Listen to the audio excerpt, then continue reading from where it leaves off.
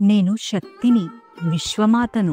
అయినా నాకు కూడా నా వ్యక్తిగత స్థలంలో స్వేచ్ఛ ఉండాలి. పార్వతీదేవి స్నానం కోసం పసుపు పిండిని ఉపయోగిస్తుంది.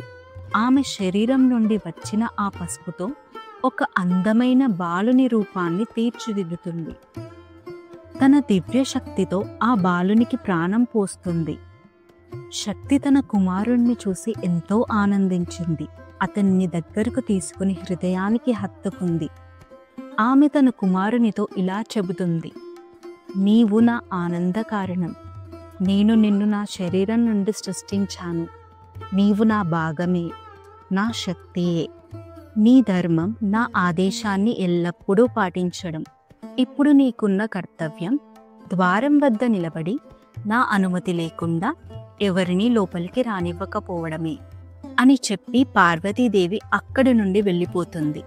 బాలుడు ద్వారం వద్ద నిలబడి తన కర్తవ్యాన్ని నిర్వర్తించడం ప్రారంభించాడు.